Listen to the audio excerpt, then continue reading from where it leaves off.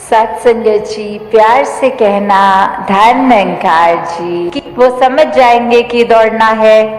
उसी तरह हम अगर सत्संग में आ रहे हैं तो हम किस तरह के वो अपने मन की अवस्था से आ रहे हैं। क्या ये सत्संग आ रहे हैं तो आपसी सिर्फ एक संतों से मेल मिलाप करके बातचीत करके ही घर जा रहे हैं, या फिर कुछ भी एक पुकारा जा रहा है, जो संदेश दिया जा रहा है वो चाहे पहले घोड़े की तरह जिसको हर समय चाबुक मारो तो कोई असर नहीं, वही सत्संग में आते हैं, इधर उधर ध्यान अपना रखते हैं, मूल जो संदेश दिया जा रहा है उस पे ध्यान नहीं देते, फोन से फोटोए खींच के इधर उधर की बातें करके घर चले जाते हैं।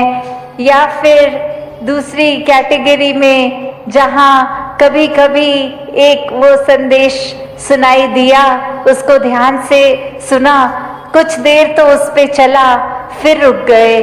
तो सिर्फ सत्संग के दौरान ही हमने एक अपनी अच्छाई नहीं बाहर लानी, सिर्फ आपसी एक सहयोग करते हुए एक को एग्जिस्ट करते हुए सिर्फ सत्संग के दौरान नहीं, आगे के जीवन भर के लिए वो संदेश, वो भाव मन में एक मन को तब्दीली करके रखना है कि यहाँ तो हम आराम से दूसरे को भी पहल दे देंगे, सत्संग में तो हम अपना स्थान छोड़ के दूसरों को भी बैठा देंगे, पर क्या आगे बस में ट्रेन में भी क्या हम ऐसा करते हैं कि नहीं करते।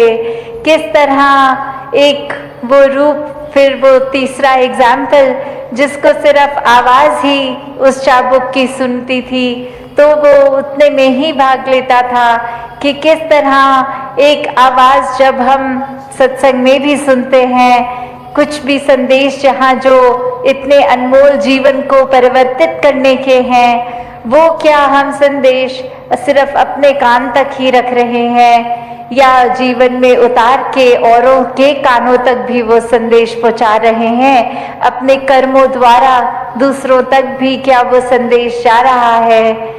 और चौथी फिर वो अवस्था जिस घोड़े को फिर चाबुक ना मारने की जरूरत है, ना वो चाबुक की आवाज सुनने की, सिर्फ वो दिखाना कि ये परमात्मा इस निराकार से इस कदर जुड़े हुए कि कहीं पे भी हो, बस एक इशारा ये जब याद आ जाता है, ये परमात्मा, ये निराकार याद आ जाता है, तो ही हर समय इसी के लिए लगन में लगे रहते हैं। कभी ये परमात्मा भूलता भी है तो कैसे फिर उसी इशारे से खुद को जोड़कर इस निराकार के साथ अपने दिल की तार मिला के इसके रंग में रंग कर अपनी भक्ति को पूरा पूरा दिन इस रूप में कर सकते हैं। क्योंकि भक्ति तो कुछ घंटों की एक नहीं होती, एक भक्त तो पूरे दिन का भक्त है, पूरे जिंदगी का भक्त है। जिस प्रकार कोई स्टूडेंट होता है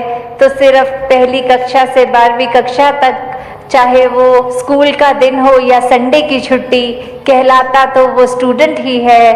तो वो इसलिए नहीं कि सिर्फ स्कूल की बिल्डिंग के अंदर है तो स्टूडेंट है, नहीं, जब वो अपने घर में भी खेल कूद कर रहा है तो भी स्टूडेंट है। तो हम किस श्रेणी के भक्त हैं? अक्सर हम कृष्ण जी की भाषा में भी ये हमने सुना है, अर्थार्थी, ज्ञानी, जिज्ञासु। तो जो ज्ञानी संत हैं उनको ही सबसे ऊंची एक श्रेणी दी गई है, और ये कहा गया है कि अर्थ और अर्थार्थी तो सिर्फ एक मटीरियलिस्टिक चीज़ों से ही जुड़े हैं, एक डर से जुड़े हैं कि भक्ति नहीं करेंगे तो ये नहीं प्राप्त होगा, या अपने शरीर, अपने आर्थिक एक सामाजिक रूप में ठीक जिंदगी चले इसलिए डर के भक्ति कर रहे हैं। और फिर एक जिज्ञासु कैटेगरी आती है जहाँ एक ये अंदर मन से कि ये परमात्मा क्या है, हम क्या हैं, हमारा इस परमात्मा को जानना क्यों ज़रूरी है, ये परमात्मा कहाँ है, ये कैसा है। जब वो श्रेणी आ जाती है, उसके बाद जब ब्रह्म ज्ञान की प्राप्ति हो जाती है तो वो उत्तम ज्ञानी भक्त, तो दातार कृपा करे हर एक पे कि हर कोई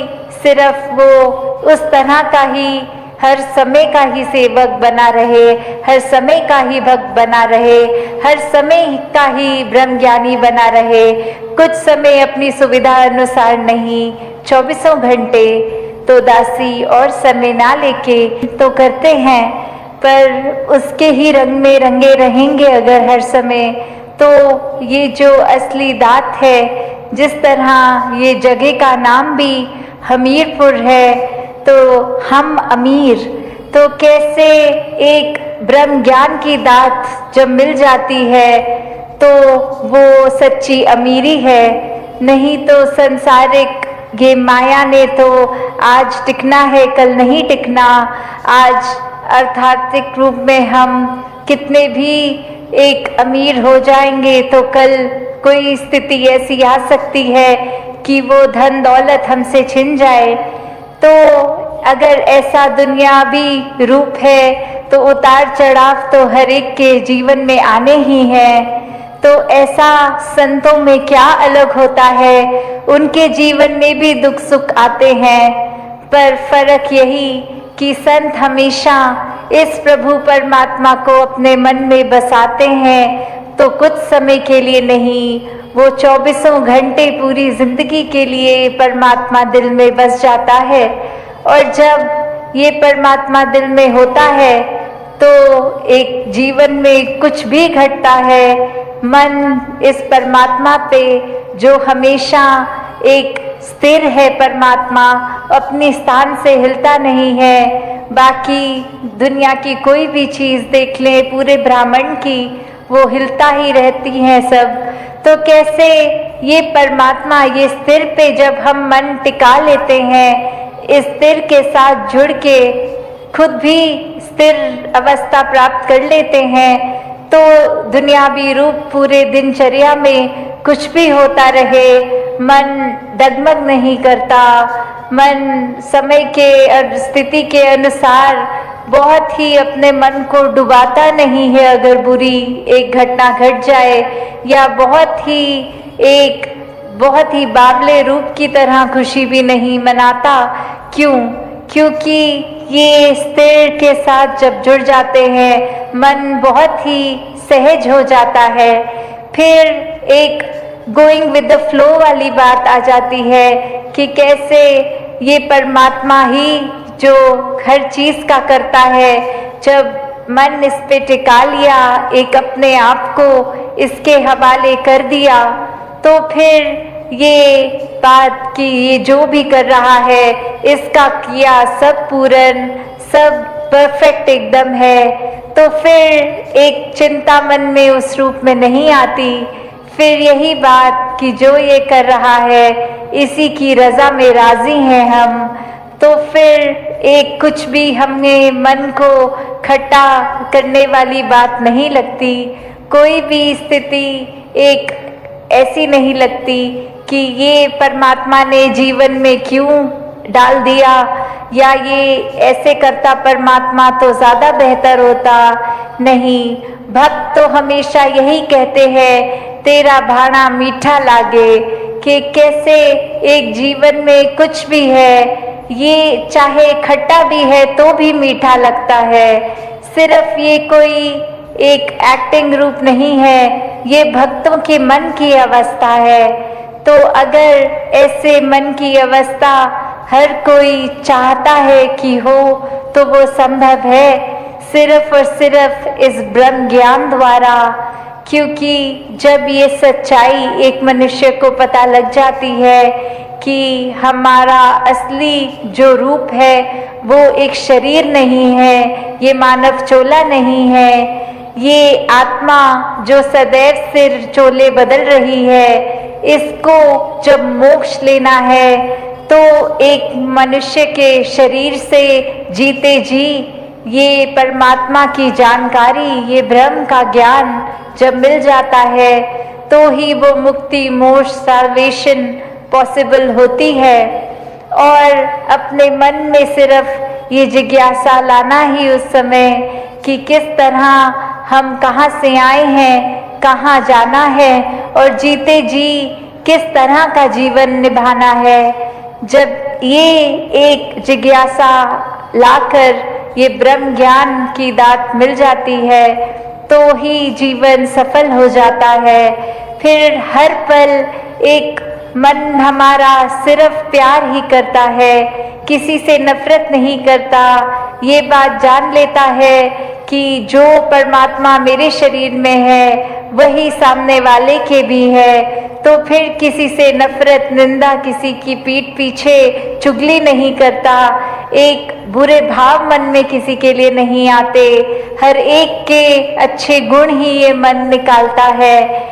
तो ऐसा जीवन जब भक्त जीते हैं तो वाकई ही वो संसार के लिए वरदान बन जाते हैं, और ऐसा ही जीवन हर एक के लिए जीना संभव है। तो क्यों ना, अगर हम मनुष्य हैं तो अपने मानवीय गुणों से ही मनुष्य कहलाए, ना कि सिर्फ मनुष्य के आकार का शरीर है इसलिए मनुष्य हूँ। मन में नहीं टिकता, और मन से जुड़ी हुई जो पहली चीज आती है वो अहंकार तजना, वो एक समर्पित भाव, मन को एक अपने होने के इस एहसास से हटना होगा और इस परमात्मा के लिए हमेशा अर्पित रहना है, एक सेवा में अर्पित रहना है। तो ये सुकून यहाँ समर्पित होने के बाद जो मिलता है, तो कैसे समर्पण के साथ सुकून। तो अपने जीवन में जहाँ हम समर्पण की बात करते हैं तो ये समर्पण कैसा समर्पण है। एक समर्पण सिर्फ ये तो नहीं कि कभी अक्सर जीवन में हम देख लेते हैं, हम कह देते हैं कि हमसे कोई सीनियर है, वो कुछ ऑर्डर्स दे रहे हैं और हम करते चले जा रहे हैं।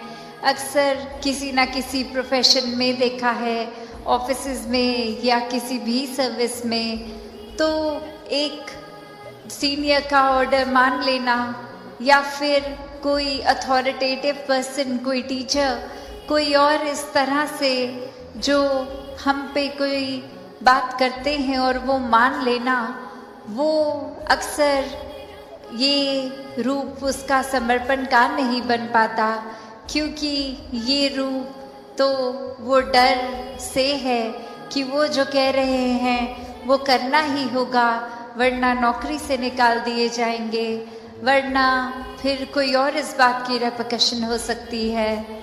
तो एक वो बात मानना वो हर प्रोफेशन में हो जाता है, पर मन वहाँ समर्पित नहीं होता, वो किसी भय के कारण या किसी और अन्य कारण से समर्पण होता है।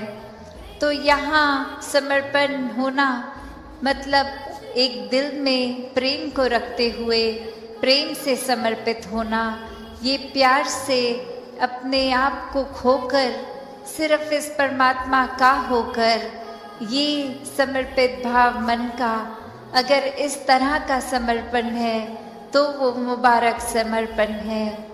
तो कैसे एक अक्सर बात ये होती है कि हमने समर्पण अगर कर दिया तो ये जो इतने सालों में अक्सर अगर हम सोच के भी देखें कि छोटी उम्र से ही पढ़ते लिखते एक डिग्रियां मिल गई, एक हमें कोई और उपाधि मिल गई, तो ये कमाने के लिए चाहे कितने वर्ष लग गए, पर जब समर्पण की बात आती है, अहंकार को तजने की, अहंकार गंवाने की, तो उसमें उतने ही साल नहीं लगते।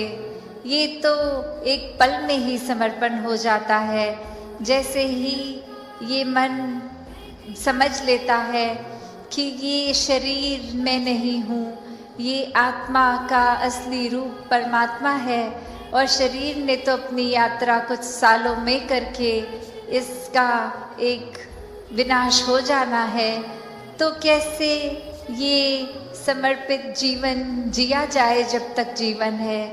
तो बात वही एक कहानी के साथ अपनी रखना चाहेगी कि एक बार एक गुरु के पास शिष्य आता है जो काफ़ी सालों के बाद, और आते ही अपने गुरु के आगे 1000 सोने की गिनियाँ दे देता है और ये कहता है कि इतने वर्ष मैंने कामकाज किया, और बात मन में यही आती रही कि आपके सामने आशीर्वाद लेंगे जब 1000 गिनियाँ पूरी हो जाएंगी, और आज ये बोरी भर के आपके पास ये समर्पित करने के लिए आए हैं और आप इसको कबूल कीजिए। वही वो गुरु वो लेकर सामान अपने शिष्य से कहता है कि ठीक है, तुमने ये दी, मैंने स्वीकार करी, और अब ये जो सामने नदी बह रही है, सारी की सारी ये गिनियाँ उस पानी में बहा दो। और अब वो शिष्य के मन में सवाल कि क्या ये एक क्या ही बात हुई, इतनी मेहनत जो करी कि गुरु को देंगे, और अब वो दे भी दिया, तो उसके बाद वो इसको अपने पास नहीं रख रहे हैं, वो इसको नदी में बहाने को कह रहे हैं। तो वही वो सवाल कि क्या फिर वो समर्पण था कि अगर एक क्या होगा अब उस वस्तु का, जिस तरह हम देना चाह रहे थे वो उस तरह अपनाई नहीं गई, उसको साथ तो कुछ और ही करने को कह दिया। तो वही ये ख्याल जहाँ उस शिष्य को आया, और फिर वो अपने मन पे किसी तरह काबू करके, क्योंकि अब गुरु ने कहा था तो वो फॉलो करने के लिए किसी भी सोच विचार के साथ चला तो गया नदी किनारे कि ठीक है, अब कहा है तो ऐसा ही करना होगा। और वहीं काफ़ी देर हो गई और अब गुरु भी इंतज़ार कर रहा है कि ये इतनी देर से लौट के नहीं आया, इतनी देर क्यों लग रही है वो उसको वो सिक्के नदी में बहाने के लिए। तो फिर वो गुरु ही खुद उस नदी किनारे जाते हैं और क्या देखते हैं कि वो शिष्य एक एक करके सिक्के को फेंक रहा है, जिसकी वजह से वो बहुत ही देर लग रही है। वो एक बात फिर गुरु समझाते हैं कि ये समर्पण करना है तो इतनी देर क्यों लग रही है, समर्पण तो एक साथ ही किया जा सकता है, पूरी की बोरी को एक साथ ही नदी में बहाया जा सकता था, तो एक एक करके क्यों, इतनी देर लगा के क्यों।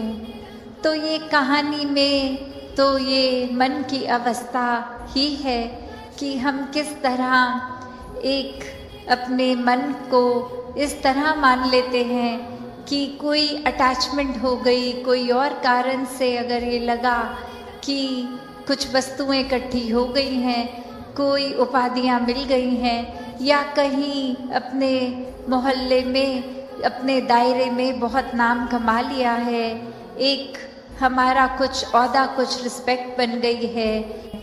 ये चाहे फिर ये मानवता का संदेश उस रूप में एक गुणों को अपनाने वाली बात, तो चाहे बेशक छोटी उम्र से ये पढ़ाई सिखाई जाए, पर ये जीवन में हम हमेशा इसको कोई ऊपरी पढ़ाई की तरह ना लें, कोई सिखाई गई चीज़ की तरह ना लें, क्योंकि जिस समय ये परमात्मा ये निराकार ब्रह्म ज्ञान से जीवन में उतर गया, वहीं एक हमारे अंदर से भाव बेहतर मनुष्य बनने की, और इसकी कोई उम्र भी नहीं। स्कूल तो फिर भी 12वीं कक्षा तक हो सकता है, पर ये जीवन कैसे एक हर समय की शिक्षा है, कण कण से शिक्षा लेना है हर एक को, कि कैसे एक ये भाव भी, अक्सर जो बात अहंकार की आती है वहाँ ये बात भी होती है कि जब किसी ने मान लिया कि सब कुछ तो हमें आता है, मैं हर चीज़ बखूबी करता हूँ, तो कोई भी चीज़, नई चीज़ या कोई पुरानी चीज़ को ठीक तरीके से सीखने की ये इच्छा कि इसको सीखा जाए, ये अहंकार की वजह से संभव नहीं हो पाता। तो कैसे अपने जीवन में जहाँ हर कोई ताउम्र छात्र रूप भी बना रहे। एक वो सीखना तो है, पर क्या सीखना है उस पे गौर करें, क्योंकि पूरा दिन अगर हम देखें तो ये आँखें भी, ये कान भी, ये ज़बान भी, ये बुद्धि से भी, हर तरह के ये जो हमें इनपुट्स मिल रहे हैं, तो क्या हर एक चीज़ सीख लेना समझदारी है? एक भलाई उसमें है क्या? नहीं। एक फ़िल्टर की जो बात होती है कि क्या चीज़ देखकर भी अनदेखी करनी है, क्या चीज़ों को अपनाना है, किसको छोड़ना है, वो चेतनता की बात है। और ये चेतनता ब्रह्म ज्ञान से जहाँ एक आत्महत्या के जीवन में, एक ये स्पिरिचुअल लाइफ में, तो हर समय ये बहुत ही अच्छा माध्यम ये टूल। पर एक और बात भी देखी जाए कि अगर हम कोई दुनियावी कोई सिंसियर बदलाव आज यहाँ न्यू जर्सी में ये समागम करने का अवसर मिल रहा है, और जैसे कि अनेक बार जिक्र हुआ कि पिछले 16-17 दिनों में यहाँ नॉर्थ अमेरिका के अनेक स्थानों पर जाने का अवसर मिला। 16 अगस्त को यहाँ न्यूयॉर्क में पहुँचना हुआ, फिर Boston, Florida, Tracy, Vancouver, Calgary, and then a short trip to Vermont, फिर मॉन्ट्रियल, फिर टोरंटो, और फिर आज आप सबके पास यहाँ, और फिर यहाँ से तुरंत बाद ही वापस न्यूयॉर्क, और कल विदिन 24 आवर्स लंदन सत्संग भवन में संतों के बीच शामिल होने का अवसर मिलेगा, और फिर अगले महीने आप सबका वहाँ समागम पे इंतज़ार रहेगा। तो ये जो जिक्र है, ये जो यात्राएं हैं, बार बार जो बात हो रही है प्रेम, ये सिर्फ और सिर्फ प्रेम ही है जो कारण है कि हम यहाँ एकत्रित हैं। ये सिर्फ प्रेम ही है जिसके लिए ये सब हो रहा है, जिसके लिए संत महापुरुष सेवा करते हैं, जिसके लिए जन जन तक ये आवाज़ पहुंचाने का प्रयास किया जाता है कि ये प्यार, ये प्रेम, इसके बिना जीवन अधूरा है, इसके बिना जीवन जीवन ही नहीं है। और जो बार बार पंक्तियां पढ़ते हैं रामचरितमानस की के बड़े भाग मानस तन पावा, ये बहुत भागों से मिलता है ये तन, क्योंकि इसमें इस परमात्मा की प्राप्ति हो सकती है।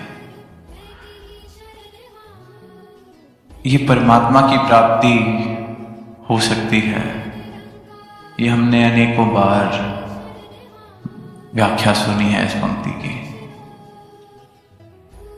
पर जो अब संदेह लेके बैठे हैं कि परमात्मा होता भी है कि नहीं, जरूरत क्या है परमात्मा की, क्यों परमात्मा की प्राप्ति करनी है, तो वहां एक बारी के लिए परमात्मा शब्द को हटा देते हैं। वहां दास कहना चाहेगा कि ये बड़े भाग मानस तन पावा, क्योंकि इस मनुष्य तन में आके ये सर्वोत्तम प्रेम जो है इसका अनुभव हो सकता है। ये प्रेम जिसके कारण हम यहाँ हैं, जिसके कारण जीवन में जीने जैसे पल हैं, जिसके कारण ये जिंदगी वाकई ही जिंदगी है। This human life is an opportunity to achieve a state where we experience love of the highest order, And this is why it is said that it is the most valuable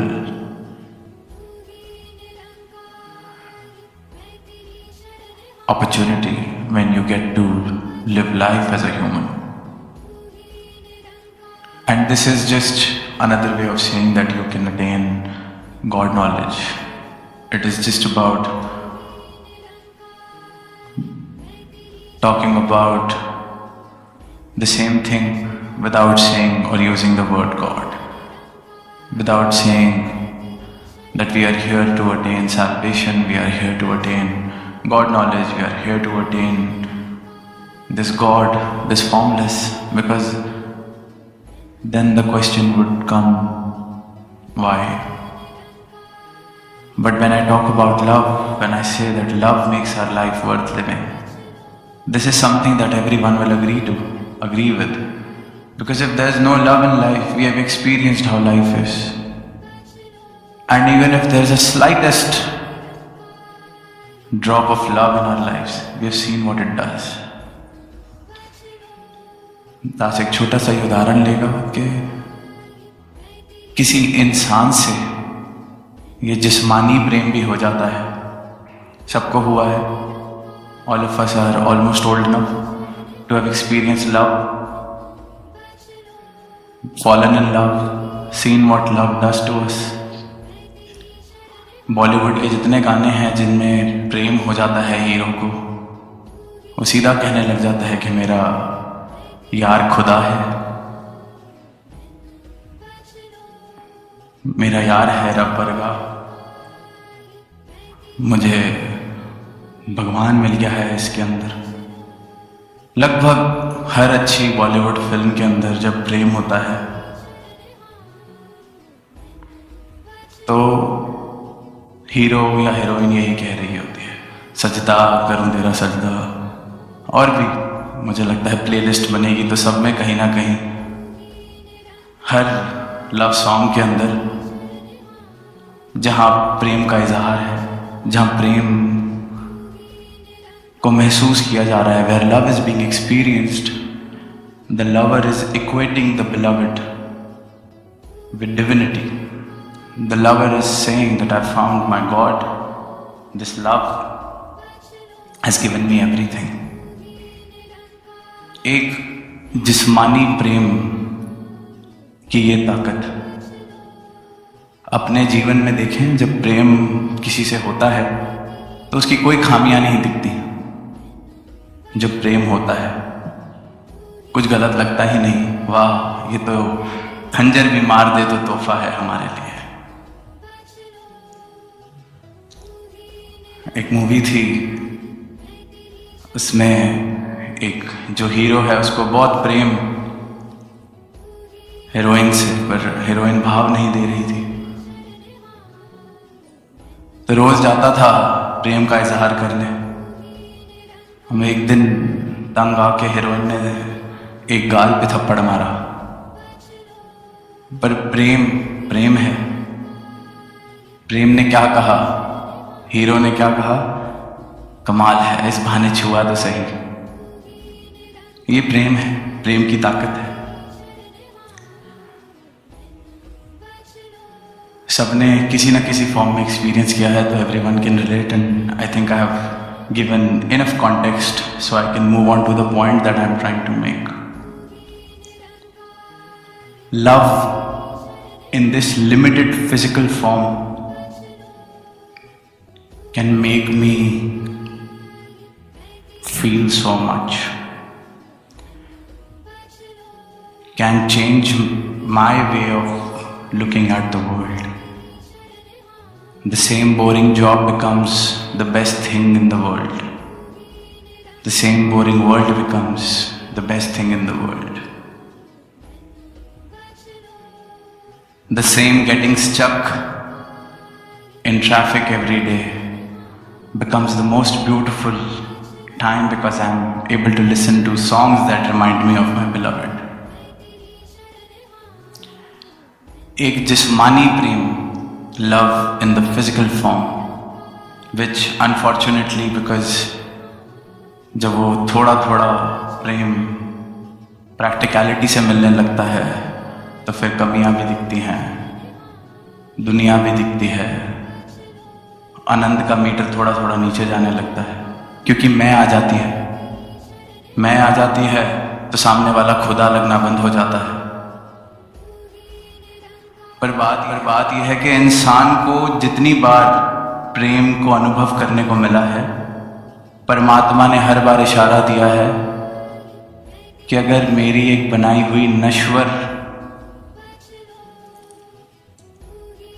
चीज से तुझे इतना प्रेम हो के उसमें खुदा दिख सकता है, उसमें तेरी दुनिया बदल सकती है, उसमें तू क्या से क्या नहीं बन जाता, उसमें तू क्या से क्या नहीं कर बैठता, तो अगर तुझे मैं मिल जाऊं तो सोच तेरा जीवन क्या हो जाएगा।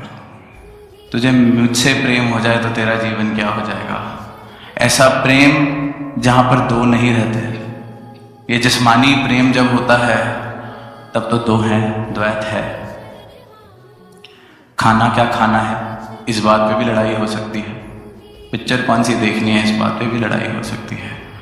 रहना कहाँ है, इस बात पे भी दो हैं, दोनों के अलग ख्याल हो सकते हैं, भाव हो सकते हैं। पर परमात्मा जब मिल जाता है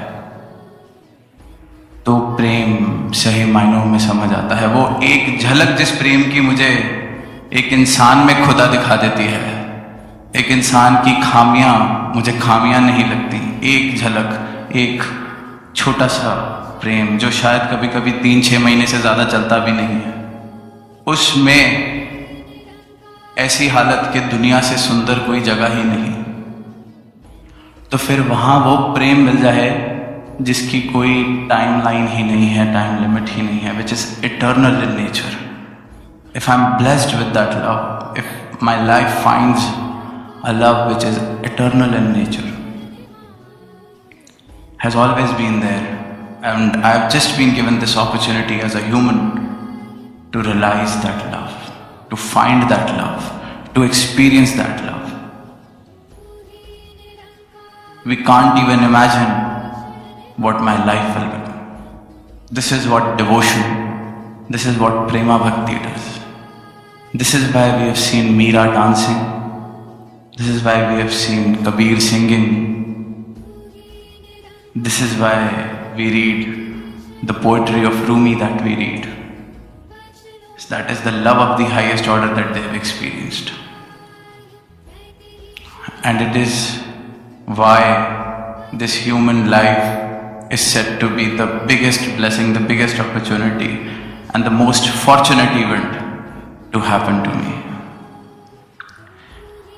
अब कान दास यूं पकड़ ले तो परमात्मा की प्राप्ति है, कान यहां से आके यूं पकड़ ले तो प्रेम की प्राप्ति है। बात एक ही है।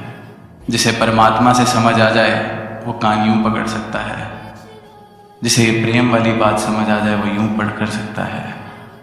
पर बात यह है कि जिन प्रेम कियो तिन्हीं प्रभ पायो। ये बात सत्य है और बार बार झलक मिलती है। जो कण कण से शिक्षा सदगुरु माता जी ने हमें इशारा दिया कि कण कण से शिक्षा है। थोड़ा सा प्रेम मेरा यार है रब पाएगा, थोड़ा सा प्रेम किसी से जिसे जानते भी नहीं, बस दूर से प्रेम हो गया, जीवन बदल जाता है। तो यहां ये परमात्मा जो सोर्स है प्रेम का, स्रोत है प्रेम का, this love, this eternal love, and this comes with the grace of the Satguru। भक्ति तभी प्रेम है। भक्तों ने सिर्फ और सिर्फ प्रेम की बात की है क्योंकि प्रेम के अलावा कुछ है नहीं।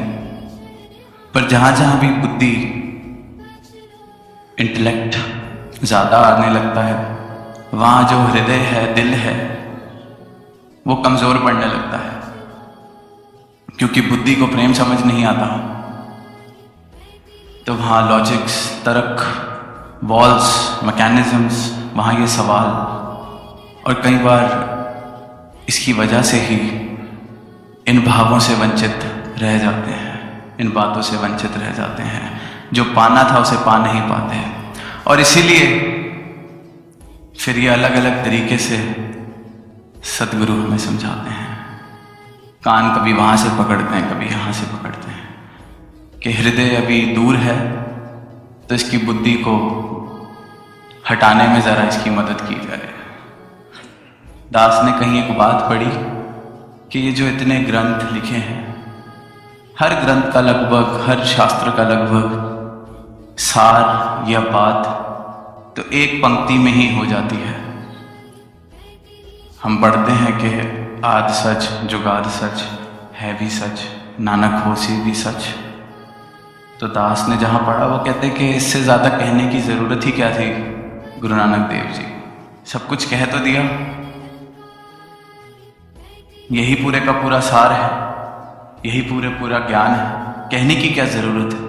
पर कहा क्या क्या नहीं कहा, कितना कितना नहीं कहा, क्योंकि इंसान इतना सरल रहा नहीं, इतना सीधा रहा नहीं।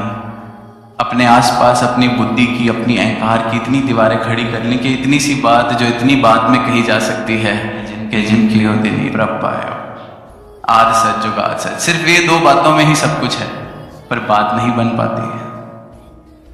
आज भी तू ही निरंकार मैं तेरी शरण हाँ मैनू बख्श लो, या ए नो चीज़ां दृष्टमान है जिसनों कहते माया ने, दसवाए ना दिज समाया। इतनी से भी बात पूरी हो जाती है।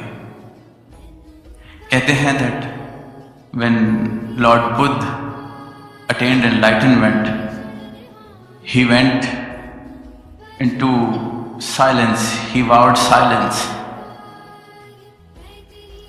and the story says that angels from heaven came and begged him that don't do this injustice, you can't go silent, you have attained the highest possible state, you have attained nirvana, and you can be the guiding light, your words will be the guiding light. And Buddha says that I don't see any use of words. Those who are awakened and are trying to find this, they will find their way. They don't need my words. And the ones who are sleeping, my words won't wake them up because they've decided to keep on sleeping. But the story says that the angels folded their hands and requested that there is another set of people who are not in that deep slumber but are still asleep, and your words will awaken them and your words will enlighten them. And then we've seen the Dhampad, Buddha spoke so much, enlightened so many, and it is continuing. Sometimes it feels that words are just words for the ears that have no interest in listening to them or understanding them. But then the Sadguru is ever so graceful, will use words, will use statements, will use examples, will try to go beyond that intellect and reach the heart. बुद्धि के पार जाके हृदय तक पहुंचने का प्रयास, कि इसलिए करुणा कहते हैं सदगुरु के अंदर है, इसलिए we say the Sadguru is full of compassion, can't see the world suffer because of their deep slumber, cannot see the world in so much agony because they are not able to understand the simple fact, the simple truth, and make their lives easy. The world is suffering because it is in ignorance. We are all suffering because we are in ignorance. And I'll take a very small example. And the biggest reason of our suffering is our attachments. We have often heard this. Baba Hardev Singh Ji used to say that a devotee, an enlightened soul, lives a detached attachment style of living. he is doing everything, he is not running away, attached enough to do everything with his heart, but detached enough to not take anything to the heart. And let's see what attachment does to us. When we watch any sport, cricket, tennis, any team sport, football, soccer, American football, we often end up pledging our loyalties to a team and we say it's my team. It's my team. And when my team is playing, the way I'm watching that match, the way I'm invested in the match is as if that I've betted $1 million on the match. It's as if I'm playing the match. Attachment, my team. A game of sport which could have been just entertainment for the night sometimes turns into a sleepless night because my team couldn't win. This is what attachment does. And we do this to ourselves. I know the fun of watching the sport is there when it is my team playing, when there is something invested. Beshak, we should by all means watch and enjoy the sport with that investment. But understand that life is not to be lived that way. When I was doing my undergrad, we did a dissertation in my final year to check the effects of Indian cricket team's loss on the stock market. And the various studies proved that when Indian team lost big matches, especially against Pakistan, the stock market would go down the next day. The market sentiments changed. Attachment. This is what attachment does. And when there is no team which I call my own, I can simply enjoy the sport. And I'm not saying that we should not have our favorites or not have our teams or my team. Do that by all means. But just wake up to the fact that what attachment does to me. What is it doing? Every day in the smallest of things which don't even affect my life directly, I get attached. And I get far away from peace. I take myself far, far away from peace, from the state which the Buddha said is the path of the middle path, madhyam marg, जो भक्तों का मार्ग है, detached attachment, अनासक्त आसक्ति, कीचड़ में कमल की तरह संसार में इस प्रकार रहा जाता है जैसे कीचड़ में कमल रहता है। तो ये है ज्ञान, ये है ब्रह्म ज्ञान। अब परमात्मा कह लें, खुदा कह लें, अल्लाह कह लें, या प्रेम कह लें, या दुख का अंत कह लें, आनंद कह लें, जो शब्द पसंद आता है, जिस शब्द को सुन के लगता है कि हाँ ये मुझे चाहिए, ये मिल सकता है।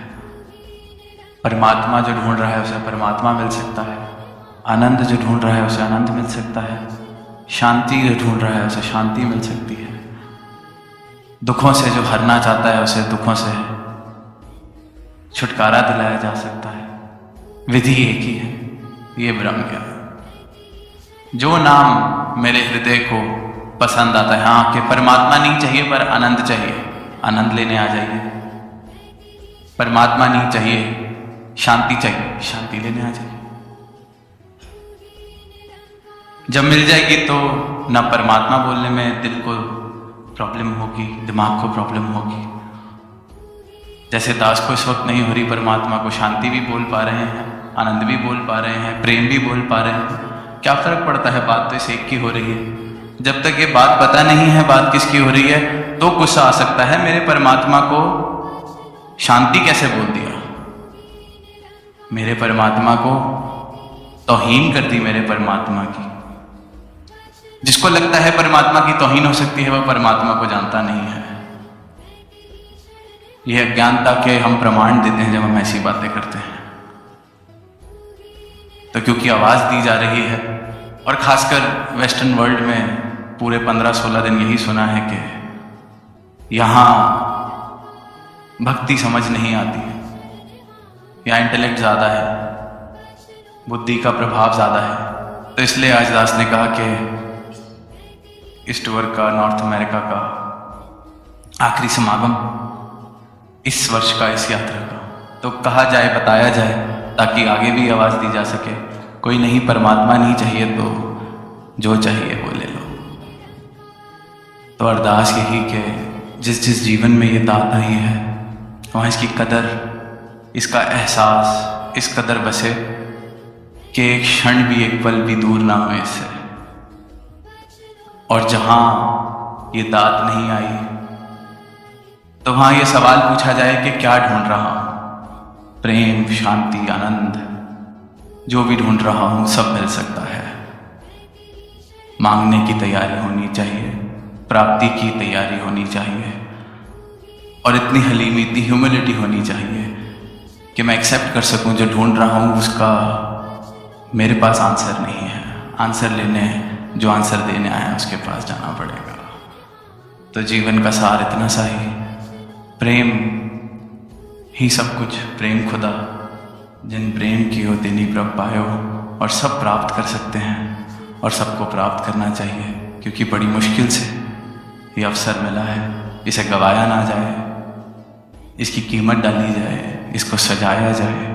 प्रेम की महक इस जीवन में हो, प्रेम ही प्रेम इस जीवन में हो। प्रेम से कहना नानक। विस्तार असीम की हो। आशा करता हूँ साथ संगत जी निरंकार की कृपा से आप सभी अच्छे हो गए, स्वस्थ हो गए। साथ संगत जी, आप जी के चरणों में बहुत ही सुंदर प्रेरणादायक कहानी विचार, जिसका विषय है विस्तार असीम की ओर।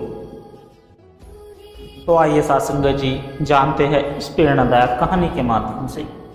साथ संगत जी, यह कहानी एक ऐसे साधक की है जो जीवन की सीमाओं में बंद कर जीता था, दायित्वों में उलझा, रिश्तों में बंधा और स्वयं की पहचान से कोसों दूर। साथ संगत जी, वह सोचता था कि जीवन केवल संघर्ष है।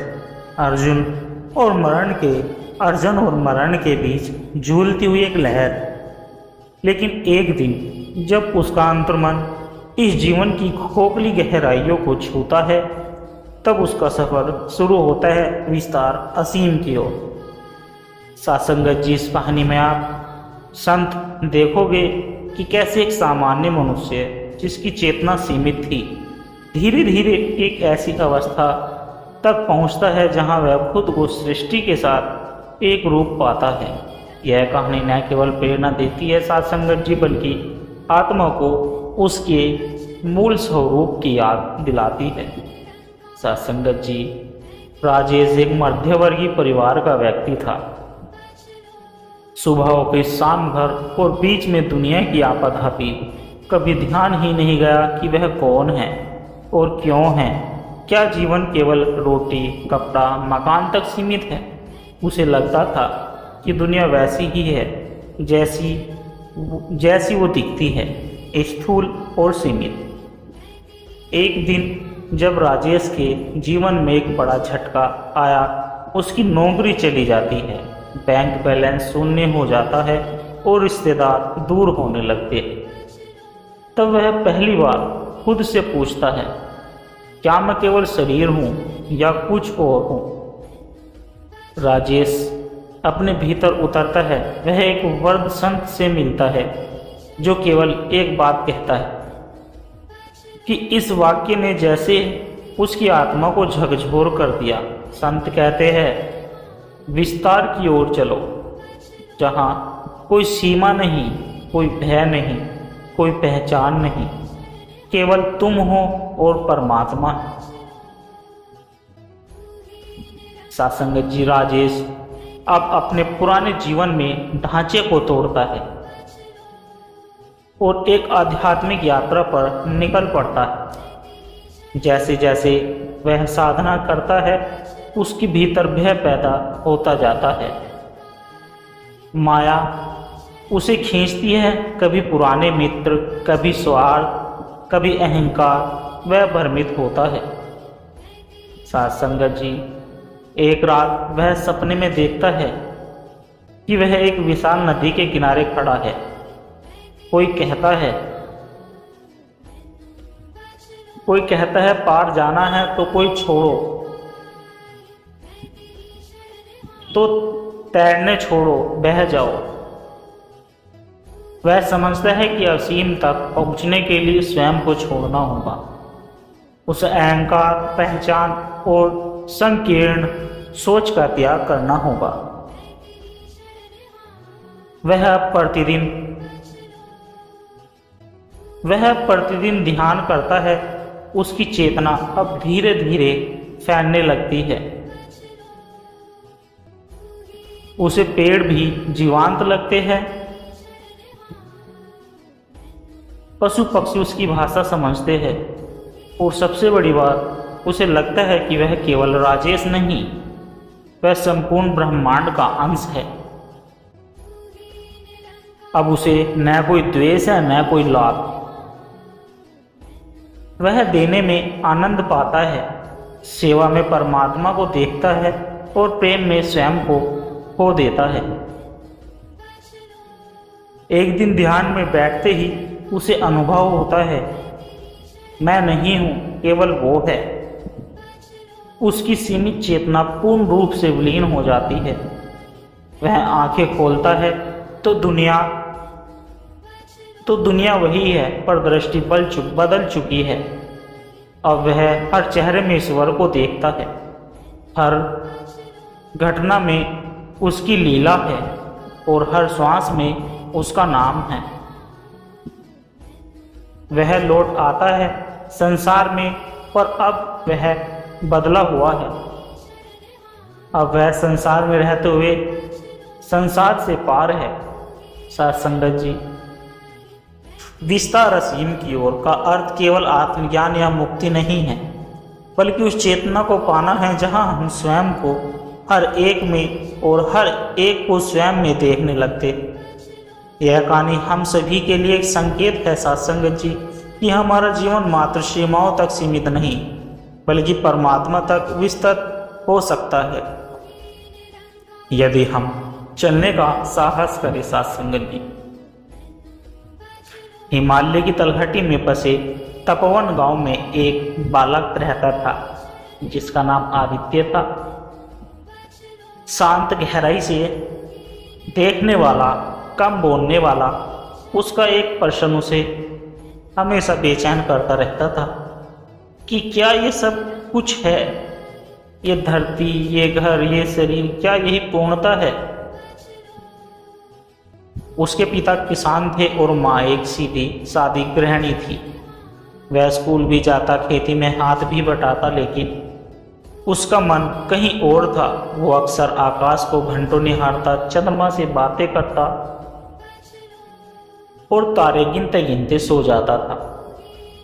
एक दिन गांव में एक सन्यासी आए। उनके आने की खबर जंगल में लगी, आग जैसे फैल गई। लोग उनके दर्शन के लिए उमड़ पड़े। आदित्य भी पहुंचा, लेकिन वह दूर बैठा रहा। सन्यासी की आंखें उससे टकराई और मुस्कुराते हुए उन्होंने कहा, जो प्रश्न तुम्हारे भीतर है, उसको उत्तर बाहर नहीं मिलेगा। बीज को अपनी मिट्टी खुद ढूंढनी पड़ती है। उस रात आदित्य ने तय किया, मुझे बाहर नहीं, भीतर की यात्रा करनी है। वह जंगलों की ओर निकल पड़ा। कई दिनों की भूख, थकान वह, लेकिन भीतर एक अग्नि जल रही थी। उसे कोई सिद्धि नहीं चाहिए थी, कोई चमत्कार नहीं, सिर्फ पूर्णता का अनुभव करना था। वह एक गुफा में पहुंचा जहां वर्षों से कोई नहीं गया था। उसने वहीं तप करना शुरू किया। खाना कभी मिलता कभी नहीं, लेकिन ध्यान में अब उसे एक नया आयाम देखने को मिला। धीरे धीरे उसे एहसास हुआ कि उसकी सीमित इच्छाएं, सीमित सोच, सीमित पहचान, ये सब उसे बांधती है। असली यात्रा भीतर से बाहर नहीं, बाहर से भीतर की है। एक दिन ध्यान में बैठते ही उसे एक अजीब अनुभव हुआ। वह अपने शरीर से निकलकर ऊपर उड़ने लगा। जैसे जैसे वह ऊपर गया, उसका मैं और मेरा मिटता चला गया। उसने देखा कि पर्वत उसके भीतर है, नदियाँ उसकी श्वासों में बह रही है, सूर्य उसकी चेतना का केंद्र है और अंतरिक्ष उसका विस्तार है। जब ध्यान टूटा वह रो पड़ा, मैं कौन था और क्या बन गया हूँ। वह अब जान गया था कि आत्मा किसी सीमा में बंध नहीं सकती, लेकिन असली तप यह नहीं कि वह ऊंचाई देख ले, बल्कि यह है कि उस अनुभव को लेकर संसार से लौटे और वही सेवा करे। आदित्य लौटा, लेकिन न साधु बनकर न गुरु बनकर, बल्कि साधक बनकर। अब उसने वही कदम दोबारा शुरू किया, खेत जोतना, लोगों की सेवा करना, बच्चों को पढ़ाना। लोगों को लगता कुछ बदल गया है। उसकी दृष्टि, उसकी भाषा, उसका मौन, सब में गहराई थी। कोई उससे पूछता, तुमने क्या पा लिया है? वह मुस्कुराकर कहता, मैंने कुछ नहीं पाया, केवल खो दिया है। अब सीमित है, अब जो बचा है वो असीम है। अब आदित्य गांव वालों के साथ बैठता, लेकिन अब वह किसी को छोटा या बड़ा नहीं देखता। वह सबको परमात्मा का अंश मानता था। वह कोई ग्रंथ नहीं मानता था। उसे गांव में एक छोटी सी कुटिया बनवाई, उसका नाम उसने विस्तार कुटी रखा। वह कोई ग्रंथ नहीं था, कोई मूर्ति नहीं, कोई प्रवचन नहीं, केवल मौन था, ध्यान था और एक ही वाक्य लिखा था कि तुम्हारा मैं जितना सिकुड़ेगा तुम उतना ही बढ़ोगे। लोग आते बैठते, मौन में डूबते और कुछ ले जाते, अपने भीतर की असीमता की झलक। आदित्य वर्द हुआ। एक रात वह चुपचाप ध्यान में बैठा और फिर कभी नहीं उठा। गांव वालों ने उसके लिए कोई समाधि नहीं बनाई, कोई मूर्ति स्थापित नहीं की। बस विस्तार कुटी के बाहर एक पत्थर रखा, जिस पर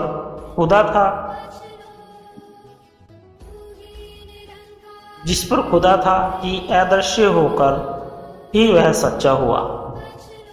वह कोई बड़ा संत नहीं बना, पर जिसने सीमित को छोड़ असीम को पाया और फिर उसी में विलीन हो गया। विस्तार असीम की ओर कोई लक्ष्य नहीं, एक अवस्था है जहाँ व्यक्ति स्वयं की सीमाओं से परे जाता है और स्वयं में और सब में स्वयं को देखना शुरू करता है। आदित्य की तरह यदि हम भी अपने भीतर की यात्रा शुरू करें तो शायद हम भी उस असीम की और कुछ कदम बढ़ा सकते हैं। सत्संगत जी आरव एक मल्टीनेशनल कंपनी में काम करता था। बहुत बड़ी तनख्वाह, बड़ा घर, चमचमाती कारें, लेकिन भीतर कुछ खाली था। ऑफिस के बाहर वह मुस्कुराता, दोस्तों के साथ हंसता, लेकिन जब रात को अकेला होता एक शून्यता उसे घेर लेती थी। उसे लगने लगा कि कुछ छूट रहा है, पर क्या छूट रहा है ये उसे पता नहीं था। एक रात जब वह थक कर छत पर बैठा, अचानक उसके भीतर से एक आवाज आई कि तू कौन है? वह चौंक गया। कोई आवाज नहीं थी बाहर, पर भीतर कोई गूंज रहा था। अगले दिन आरव किसी आध्यात्मिक किताब की दुकान पर गया। वहाँ उसकी नज़र एक छोटी सी पुस्तक पर पड़ी, जिस पुस्तक पर लिखा था कि स्वयं की खोज ने। उसने पढ़ना शुरू किया। किताब कहती थी, बाहर दौड़ते हुए तुम जितना पाओगे उतना ही भीतर से पाओगे। खुद को पाना है तो भीतर उतरना पड़ेगा। आरव ने पहली बार ध्यान करने की कोशिश की, आंखें बंद की, पर भीतर शोर ही शोर था। कल उसकी मीटिंग, EMI, ऑफिस के तनाव। वह झलझलाया और बोला, ये ध्यान नहीं होता मुझसे। पर अंदर से वही आवाज़ दोबारा आई, रुको, भागो मत, मैं तुम्हारा इंतजार कर रहा हूं। वह एक दिन एक वृद्ध संत से मिला जो नदी किनारे बैठे रहते थे। संत ने मुस्कुराकर कहा, तू भीतर जा रहा है, तू भीतर जा रहा है ना, रुकावटें आएगी पर डर मत, आत्मा डर से नहीं प्रेम से प्रकट होती है। आरव ने पूछा, क्या आप मुझे गुरु मंत्र देंगे? संत ने हंसते हुए उत्तर दिया, तेरे भीतर जो मौन है वही तेरा मंत्र है, उसमें उतर जा। अब आरव रोज एकांत में बैठने लगा। विचार आते जाते, भावनाएं बढ़ती फिर शांत हो जाती। जैसे जैसे दिन बीतते गए वह बदलने लगा। उसे लोगों में दोष नहीं दिखते, वह छोटी बातों में भी आनंद पाता और अब उसके चेहरे पर शांति दिखने लगी थी। एक दिन गहरे ध्यान में उसे एक अनुभूति हुई। वह जैसे अपने शरीर से परे था, सामने प्रकाश था और उसी प्रकाश में एक आवाज़ गूंजी और आवाज़ कुछ इस प्रकार थी कि तू मुझसे अलग नहीं, मैं ही तू है। तू मुझसे अलग नहीं, मैं ही तू है। उसकी आंखें भर आई। उसने कहा, तो फिर मैं इतने वर्षों से किसे खोज रहा था? उत्तर आया, मुझे नहीं, तू अपने भ्रम को खोज रहा था। मैं तो सदा से यही था, तेरे भीतर, तेरी हर श्वास में। आरव पुराने जीवन में लौट आया, लेकिन अब वह बदल चुका था। पहले वह ऑफिस में तनावित रहता था, अब शांति से हर कार्य करता। पहले हर रिश्ते में अपेक्षा थी, अब केवल समर्पण था। लोग पूछते, तू इतना शांत कैसे रहता है? वह कहता, क्योंकि अब मैं खुद से जुड़ा हूं। अब मैं बाहर नहीं खोजता, अंदर उतरता हूं और वहां मुझे सब कुछ मिलता है।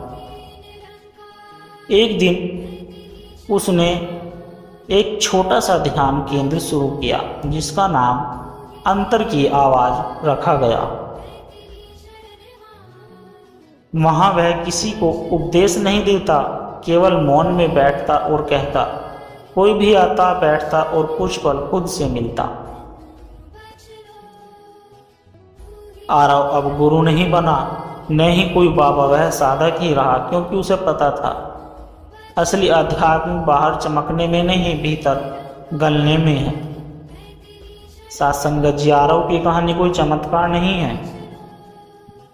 वह हम सबके जैसे ही एक व्यक्ति था, भागता हुआ, थका हुआ, पर अंदर एक आवाज थी जो उसे पुकार रही थी। और जब उसने उस आवाज को सुना, तू कौन है, तब वह एक ऐसे रास्ते पर चला जो उसे अंतर से अनंत तक ले गया। सत्संग जी दास के द्वारा कहे गए प्रेरणादायक कहानी विचार यदि आप जी को अच्छे लगे हो तो वीडियो को लाइक करें, शेयर करें और कमेंट बॉक्स में धन निरंकार जी जरूर लिख दें। और सत्संग जी दास को आशीर्वाद दे, हर रोज आप जी के चरणों में ऐसी ही प्रेरणादायक कहानी विचार लेकर आता रहूं। और सत्संगत जी दास की आप जी के चरणों में प्यार भरी विनती कि दास के चैनल सोना इंस्पायर विचार को सब्सक्राइब जरूर कर दे। सत्संगत जी प्यार से कहना, धन निरंकार जी। सत्संगत जी कुछ मोटिवेशन लाइनें आप जी के समक्ष, आप जी के चरणों में आशा है प्रवान करें। उठो जागो और तब तक मत रुको जब तक लक्ष्य न मिल जाए। सपने उन्हीं के पूरे होते हैं जो उन्हें खुली आंखों से देखते हैं। हर सुबह एक नया अवसर लेकर आती है। हार मानना विकल्प नहीं, केवल एक भ्रम है। अगर रास्ता मुश्किल है तो समझो तुम सही रास्ते पर हो। खुद पर विश्वास सबसे बड़ी ताकत है। जो आज जलते हैं वही कल चमकते हैं। मुश्किलें आती है ताकि हम मजबूत बन सके। जीवन में गिरना बुरा नहीं, उठना न आना बुरा है। छोटी शुरुआत ही बड़ी मंजिल की पहली सीढ़ी है। हार ठोकर सिखाती है कैसे चलना है। समय के साथ नहीं, संकल्प के साथ चलो। जो रुकते नहीं वही इतिहास बनाते हैं। सपनों को देखो नहीं, जियो। खुद को साबित करने का सबसे अच्छा तरीका है मेहनत। जब थक जाओ तब रुकने की नहीं, याद करने की ज़रूरत होती है कि क्यों शुरू किया था। डर के आगे नहीं, हौसले के आगे जीत। हर दिन एक नई शुरुआत आता है। सफलता बाहर नहीं, आंतरिक बदलाव से आती है। खुद को कमजोर मत समझो, तुम परमात्मा की संतान हो। जो समय का सम्मान करता है, समय उसका सम्मान करता है। हर सफलता में एक सीख छिपी होती है। साहस वही है जो डर के बावजूद भी आगे बढ़े। भरोसा रखो, देर से ही सही लेकिन मेहनत रंग लाती है। आलोचना से डरो मत, यह तुम्हारे विकास की सीढ़ी है। स्वयं को जानना सबसे बड़ी जीत है। मंजिल उन्हीं को मिलती है जो रास्ता नहीं, राह बनाते हैं। क्रम पर ध्यान दो, फल अपने आप मिलेगा। तुम्हारा आज तुम्हारे कल की नींव है। जीवन एक संग्राम है और तुम योद्धा हो। जो अंदर से जीता है वही बाहर भी जीता है। हार तब होती है जब हम कोशिश करना छोड़ देते हैं। सपनों को जिंदा रखने की कीमत तपस्या है। बदलना है तो खुद से शुरुआत करो। डर को अपनी ढाल नहीं, सीढ़ी बनाओ। कठिनाइयाँ ही तुम्हें तैयार करती है ऊंचाइयों के लिए। खुद से बड़ी कोई प्रेरणा नहीं। फेल होना आखिरी नहीं, सीखना पहला कदम है। जो खुद पर जीत पाता है वो पूरी दुनिया जीत सकता है। सफलता एक दिन में नहीं मिलती, लेकिन एक दिन जरूर मिलती है। तुम्हारे इरादे साफ हो तो राह खुद बन जाती है। जो खुद को बदलता है वही समाज को बदल सकता है। कभी हार मत मानो, चमत्कार आखिरी कोशिश के बाद होते हैं। अपना लक्ष्य इतना बड़ा रखो कि नींद खुद डर जाए। जहाँ चाह होती है वहाँ राह बनती है। जितना बड़ा सपना उतनी बड़ी मेहनत चाहिए। आत्मविश्वास तुम्हारा सबसे बड़ा हथियार होता है। वक्त बदलना है तो आदतें बदलो। रोज खुद से बेहतर बनो, यही असली प्रतियोगिता है। अंत नहीं, यही तो शुरुआत है। उठो और चमको। सत्संगत जी, प्यार से कहना, धन निरंकार जी।